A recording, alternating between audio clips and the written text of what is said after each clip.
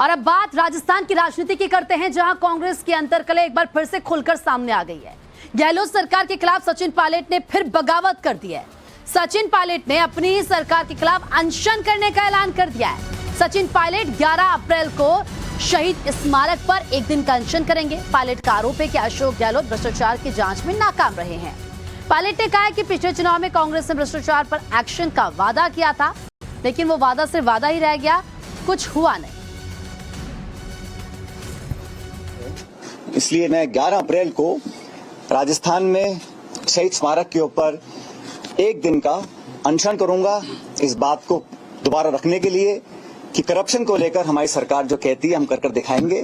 और एक दिन का अनशन 11 अप्रैल को मैं रखूंगा शहीद स्मारक पर। इस बारे में मैंने जिला प्रशासन को सूचित कर दिया है। अनशन करप्शन के खिलाफ कार्रवाई करने को रखा जाएगा। अब तक जो हम नहीं कर सके 4.25 साल में, उसको करने के लिए, ताकि मैं फिर कहना चाहता हूं, जनता जनार्दन है और हर पार्टी को अपनी बात पर विश्वास कायम कराने के लिए प्रमाण देना जरूरी है।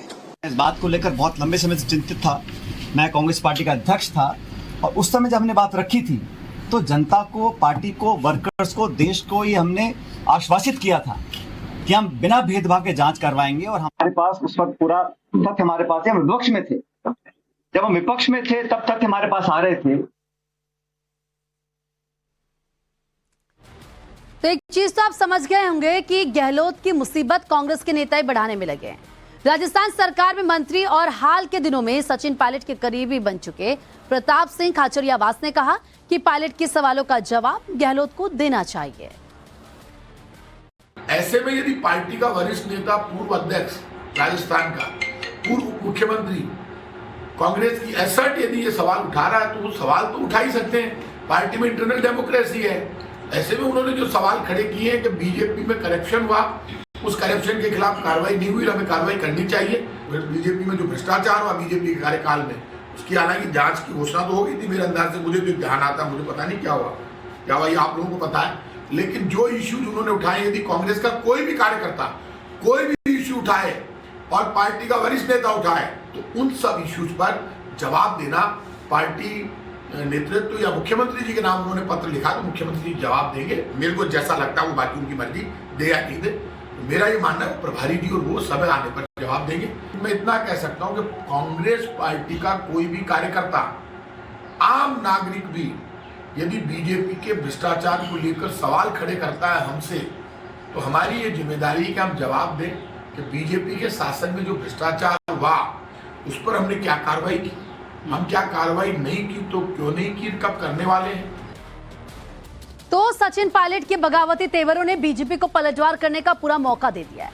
सतीश पूनिया ने कहा है कि यह कांग्रेस की अंदरूनी लड़ाई है। राजस्थान में कुर्सी का खेल चल रहा है। कांग्रेस की कलह का खामियाजा जनता भुगत रही है। राजस्थान में कांग्रेस अंतिम सांस गिन रही है। सचिन पायलट के बयान के बाद राजस्थान की राजनीति गर्मा गई। उन्होंने कहा है कि मैं अपनी सरकार के खिलाफ अनशन पर बैठने जा रहा हूं और विपक्ष भी आरोप लगाता रहा है कि अंतर्कलह कांग्रेस में है। हमारे साथ उपनेता प्रतिपक्ष हैं सतीश पूनिया जी, से बात करेंगे। पूनिया साहब, आप लगातार आरोप लगाते रहे और अब तो जग जाहिर हो रहा है। नहीं, हमारे आरोप तो प्रमाणित हैं और उनके आरोपों में दम नहीं है, लेकिन उनके प्रमाणित इस रूप में है कि 2018 में सबने देखा किस तरीके से दो मुख्यमंत्रियों के नारे वहां पर लगे। पहली सरकार दुनिया की ऐसी होगी जो बाड़े में बंद रही 52 दिन तक, कोविड जैसी भीषण महामारी के दौरान जनता को मरने के लिए छोड़ दिया। तीसरा जो पक्ष है, एक पक्ष दोषी था तो दूसरे पक्ष ने भी 80 इस्तीफे देकर इस बात को पुख्ता कर दिया।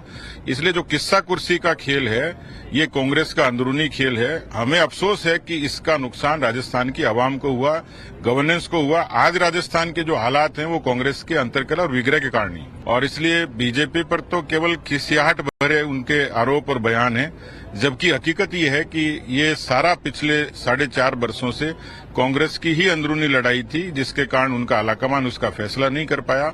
आलाकमान जब कमजोर होता है तो सरकार वीक होती है। कांग्रेस पार्टी के आज हालात ये है कि उसको विचार और व्यवहार से लोगों ने नकार दिया। तो कुल मिलाकर कांग्रेस पार्टी इस तरीके की अंतिम सांसें गिनती हुई कवायद कर रही है।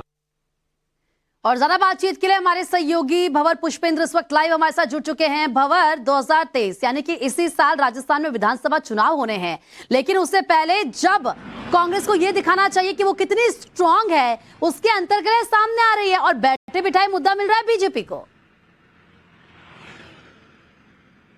जी बिल्कुल, बैठे बैठाए बीजेपी को मुद्दा मिल गया। और जिस तरीके से सचिन पायलट बार बार ये बात कहते रहे और एक बार फिर उन्होंने इस बार पुरजोर तरीके से कहा, उन्होंने कहा कि मैंने 2 चिट्ठियां लिखी मुख्यमंत्री को, लेकिन एक भी चिट्ठी का जवाब मुझे नहीं मिला।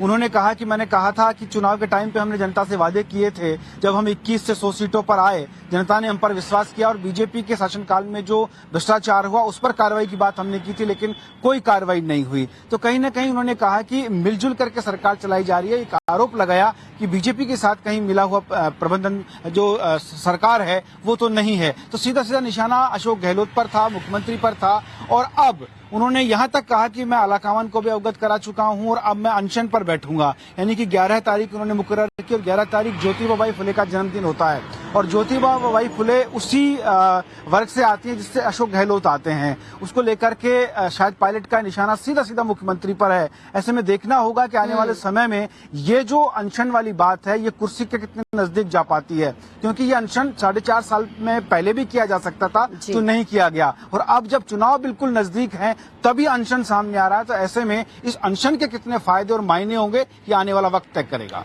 लेकिन भंवर, अगर हम देखें, क्योंकि जिस तरीके से कुछ महीनों पहले हमने देखे थे हालात हो गए थे, एक तरफ पायलट थे, एक तरफ किस तरीके से अशोक गहलोत थे, वो तस्वीर सबने देखी थी टकराव की। लेकिन मुसीबत आला कमान के सामने खड़ी हो जाती है। मैं आपके पास लौटूंगी, लेकिन क्योंकि ये जो तस्वीरें इन पर सबकी नजरें इसीलिए बनी हुई है, 2023 में होने विधानसभा चुनाव राजस्थान में और 2024 में लोकसभा इलेक्शन होना है। तो जाहिर सी बात है कि अब सब राजस्थान की तरफ देख रहे हैं। बहुत बहुत शुक्रिया आपका तमाम जानकारी देने के लिए। अब बात जम्मू कश्मीर की करेंगे, जिसे आज